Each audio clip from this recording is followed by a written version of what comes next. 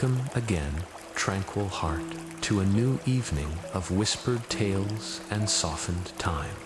Tonight, we journey to a hillside hidden in steam and silence, where tea holds memory and the past is poured one cup at a time. This bedtime story is called The Tea Master of Umbra Hill, and it's meant not for children, but for youthos who remember rainy mornings, letters that were never sent, and the warmth of quiet conversation. Find your most comfortable space. Let the day melt from your shoulders. Tonight, the kettle is warm, and so is the story. High above a sleepy coast, nestled in a ring of wind-bent cherry trees, sat an old tea house carved from river stone and aged cedar. The path to reach it was steep and mossy, but those who made the climb said the reward was not just tea, but healing. For here lived Sen Mori, the tea master of Umbra Hill. He was a slender, soft-spoken man with silver in his braid and clouds in his eyes.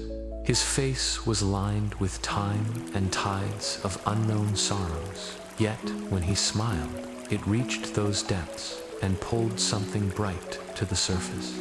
In his weathered hands, he would offer each guest a seat on the tatami mat, watch the way they carried their silence, and brew the tea that their spirit needed. No one knew how he chose the leaves. Some were fragrant with plum, others tasted of earth and dusk.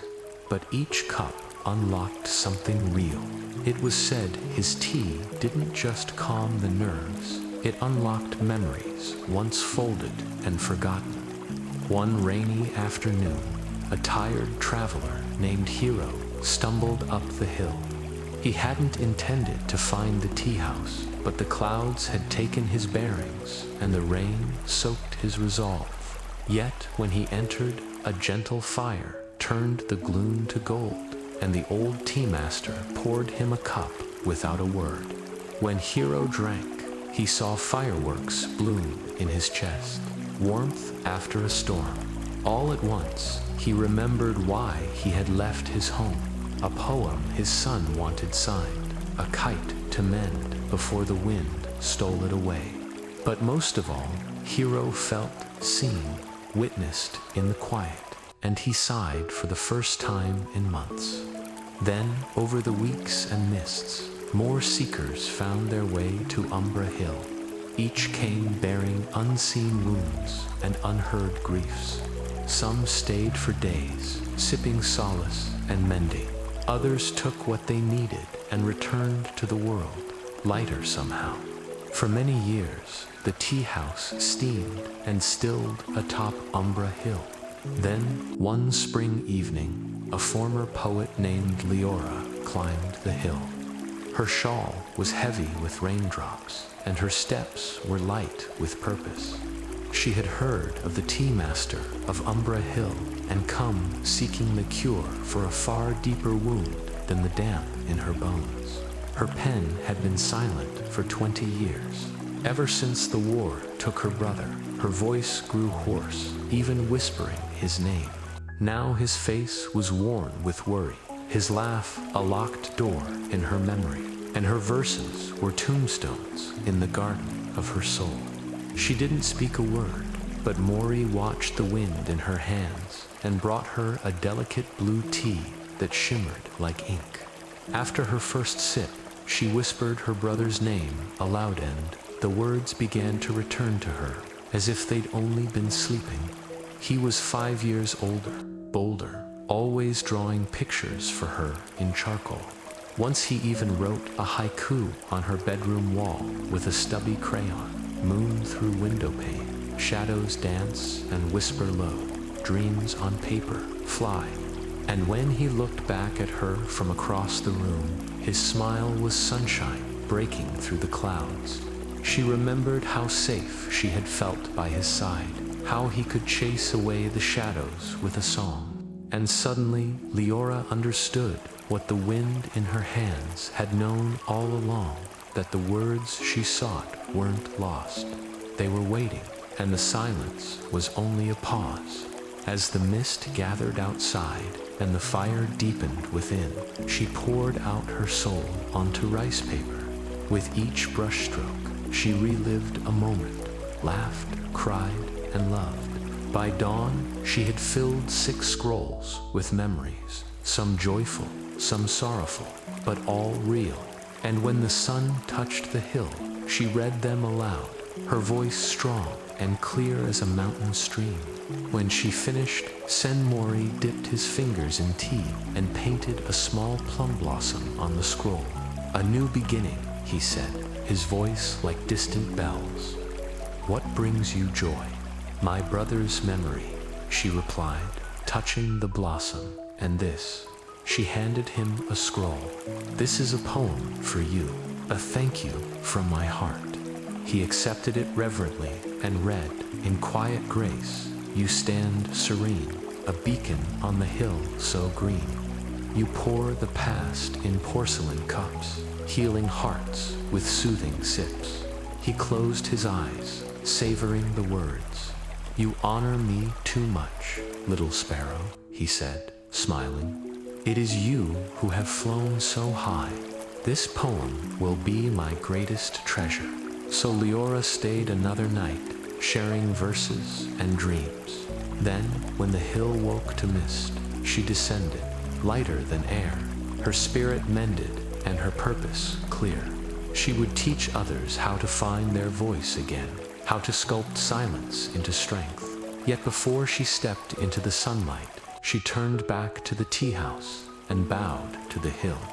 Years flowed like water, turning mountains to fertile fields and hope to harvest.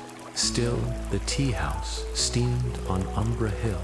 Still, Senmori poured solace for wandering souls. One crisp autumn morning, a young woman named Hannah climbed the path. Her hair shone like polished copper in the sunlight, and her steps were sure and strong.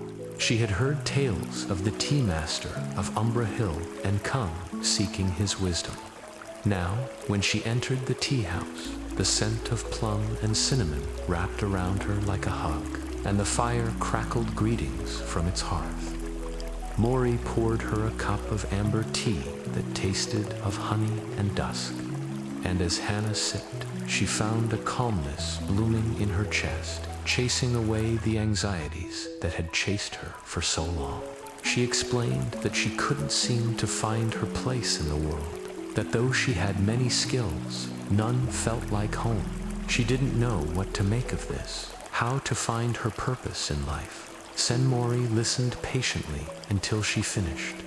"Little sparrow," he said, his eyes twinkling like distant stars. "Do you remember the first time you tasted tea? How did it feel?"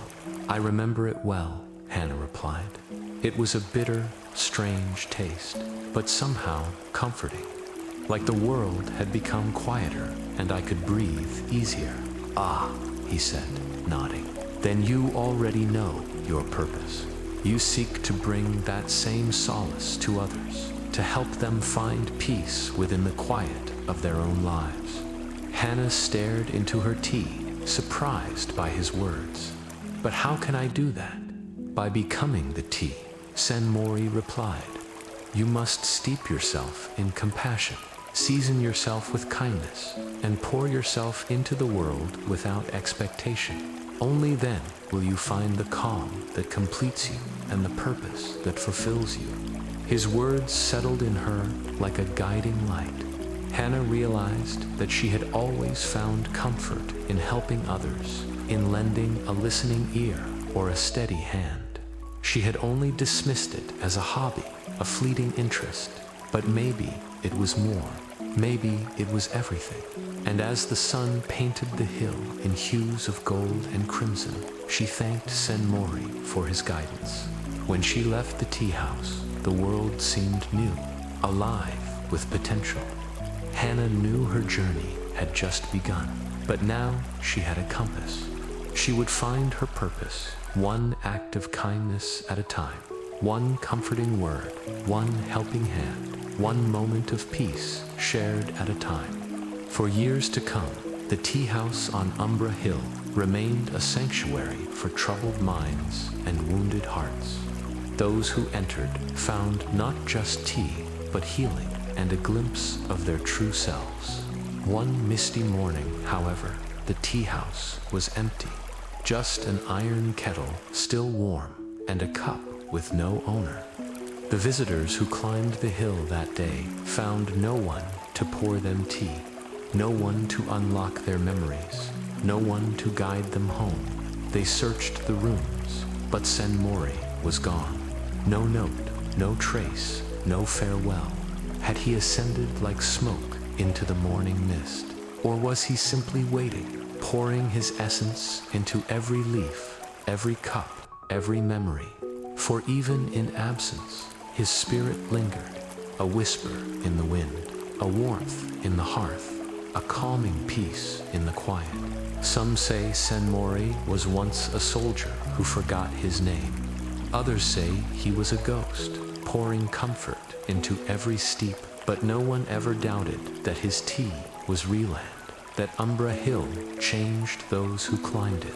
So if you seek solace, if you need a moment of peace, if you're lost or simply passing by, follow the path to Umbra Hill. Though the tea master may be gone, his spirit lingers in the steaming air, ready to pour you a cup of calm, a cup of strength, a cup of remembrance, a cup of you. Thank you for sipping this story with us tonight.